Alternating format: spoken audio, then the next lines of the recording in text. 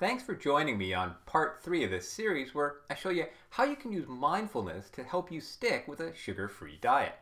And if you haven't watched part 1 and 2 yet, I recommend you do that first and then come back to this video. So by now you're able to identify the physical sensations, thoughts, and emotional states that arise when your sweet tooth goes into overdrive. And you've given a go at just observing these sensations with acceptance and curiosity and without reacting to them or trying to change them in any way.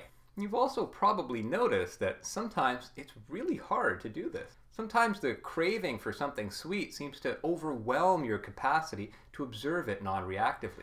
Well, I've got a little secret to show you that can help you a lot in these situations. You know all those sensations, thoughts, and so on that tell you that you're craving something sweet? Well, here's the thing. Lean in a bit and I'll whisper it to you. They don't last. Let me say that again a little louder. Those sensations, thoughts, and emotional states don't last. They're transient. Well, duh, Nick.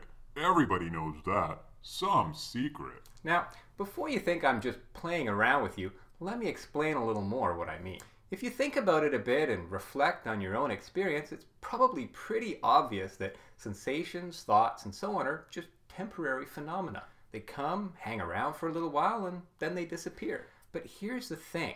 When you're gripped in the moment by a strong desire for some sweet stuff, such as my favorite chocolate, it's really easy to completely forget this basic fact. In that moment of craving, these intense sensations can seem like they'll last forever, unless we act on them in some way. After all, that's the reason that we act on our desires in the first place, to escape from these intense sensations, to make them stop. But if we don't act on them, well, these sensations, they just go away all on their own. So there's actually no need to do anything with them. Now I've noticed that when I get a sugar craving, as long as I don't do anything to act on it or try to suppress it, that craving usually lasts somewhere between 3 and 5 seconds. That's it. Now if I know something's only going to last about 3 seconds, I can handle a pretty intense dose of it without the need to act on it. And I bet it's the same for you. So the next time you get a hankering for some sugar, what I want you to do is pay attention to how long that craving actually lasts when you observe it without reacting to it in any way. Treat it like a science experiment.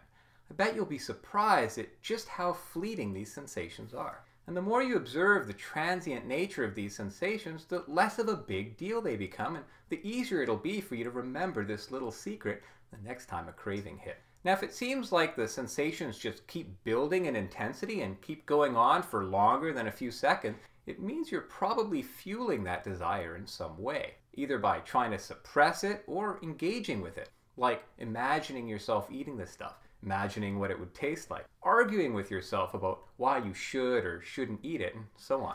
When you're observing the sensations associated with the craving, see if you're holding any tension in your body. If you are, that tension is usually a good indicator that you're resisting the sensations to some degree. For example, when I'm resisting my sweet tooth craving, I usually experience it as a slight tension in my diaphragm and abdominal area.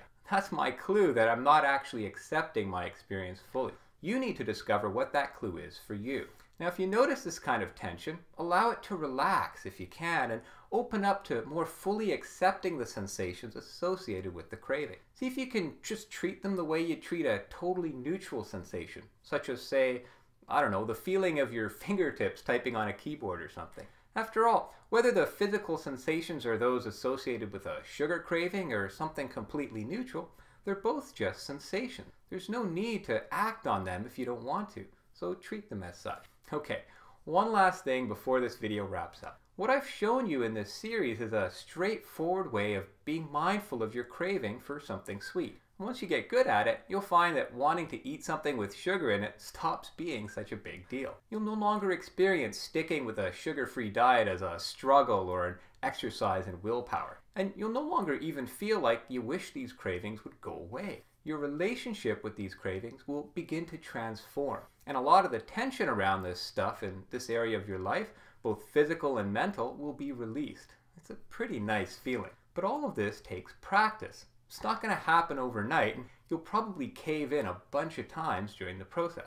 Now, when that happens, it's important to give yourself some slack. Don't beat yourself up about it, and just take it as a sign that you need to keep practicing. Try to keep it in perspective. And if you're serious about this and you want to really turbocharge your ability to non-reactively observe these kinds of craving, then the best thing you can do is set aside some time to meditate each day. Even 15 minutes of daily mindfulness meditation will really help you learn to accept and be curious about the physical sensations, thoughts, and so on that you'll encounter while trying to stick with a sugar-free diet. Think of it like going on training runs so that you can eventually do that marathon. Each run gets you in better and better shape. And meditation works the same way. It lets you practice this kind of mindful observation on easier things and allows you to very efficiently develop enough skill so you can apply it to situations like I've been talking about in this video. So go ahead and time those craving sensations and post a comment below letting me know how long they last for you.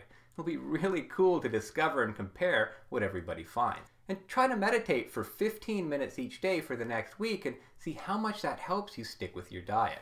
Also, if you know somebody who's trying to quit sugar or is struggling with food cravings in general, send them an email with a link to this video and pass it along. It could really help them. I'm Grabovac, and thanks for watching.